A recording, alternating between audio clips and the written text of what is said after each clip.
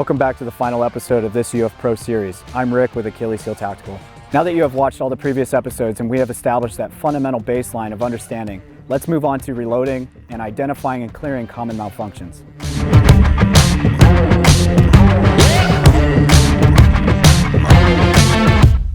All right, reloading a pistol. We have two types of reloads, an emergency reload and a reload of opportunity or attack reload. So with an emergency reload, we have slide lock to the rear. When that slide locks to the rear, there is no point in observing and losing time that is precious to us. So on that emergency reload, my non-dominant hand is going to break from the gun and my dominant hand is going to drive that gun into my workspace as it depresses that magazine. The thumb then gets seated back up onto the slide release if you can reach. I then am going to index this magazine pulled from my first line gear into the gun and send it all home. When I come up on target and I fire that round, this finger goes straight off the slide. I bring this gun into my workspace as I depress the magazine. Then I give this thumb a job. This thumb is useless gripping this magazine release. Once I see that mag has cleared the weapon, I'm driving this thumb up to the slide release as I come in and index that magazine into the gun, sending it all home. All right. Now, attack reload. I had just shot some rounds. From there, I would like to top off my gun. Now, how do I do that? On that attack reload, we want to bring the gun back into our workspace, bring our hand to the full magazine, furthest away from our speed reload source, and we want to bring that magazine as close to the gun as possible. We're then going to rotate the index finger off to the side and crab claw that next full magazine in. Now, what types of malfunctions do we have with the pistol, striker fired pistol? Fair to feed, fair to fire, and fair to eject. So type 1, type 2, type 3, regardless of what you guys teach or what you guys classify them as, they are a fair to feed, a fair to fire, a fair to extract. So fair to feed is going to be 90% operator error. I just failed to chamber, I holster this weapon system, I come up and out, I attempt to fire, and I failed to feed and chamber a round. From there, you're immediately going to go into an immediate action drill of a tap, rack over the top of the slide. I'm going to take my dominant side hand and push forward as I take my non-dominant side hand and pull backwards. Chambering a round or ejecting a bad round for a fair to fire. So fair to feed, fair to fire. What are the two commonalities with both of those? Two commonalities with both the fair to feed and fair to fire. You hear what? That's sear drop, right? You hear click.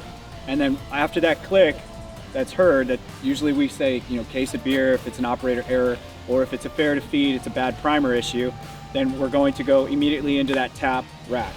So what happens when we set up a double feed or a fair to eject? So with a fair to eject, are we gonna get that click? Is that audible click gonna be heard, felt? We're gonna have a stiff or a soft pushy trigger, but there's not going to be that audible click heard. From there, you're gonna waste time by going into a tap rack. Instead, immediately grab, grip, stripping and reducing the friction, holding that round in there, come up top and rack that bad round or that stuck casing out of the chamber and chambering a new round. Once you're chambered, you're good to go. For a failure to extract on that double feed, you're going to lock the slide to the rear. You're then going to place a piece of brass into the chamber and then insert that magazine in the gun, send it home. That's how it happens, organic in nature. Soft pushy trigger, come up and observe. I can't grip it, so I'm gonna lock the slide to the rear, drop that mag.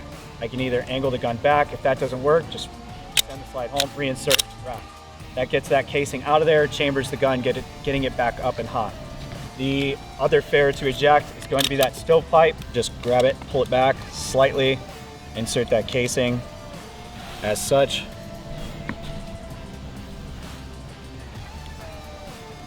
Insert the mag. The gun fired that round. The slide came back, reciprocated. The extractor did not grab it all the way. Whatever reason, it got hung up and failed to eject outside of the gun. You're gonna get that soft pushy trigger or hard and stuck trigger.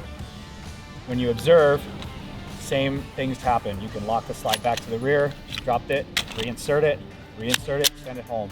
But yeah, so another part of malfunctions if I can't get the magazine out.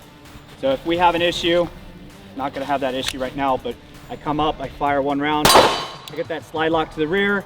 As I come out and I'm depressing this magazine release, the magazine doesn't come out. If it doesn't come out, we can chop it out because it's not gonna be as easy as locking the slide to the rear, it's already locked. Instead, as I come back, I'm already indexing and I'm about to put this magazine in where the other mag is. If it's not gonna come out, chop it out, insert, and make it hot. All right? If you can't get it out, if you have flush base pads with a mag well and you can't physically grab it out, or you're already up there with a new magazine trying to get it in the magazine well.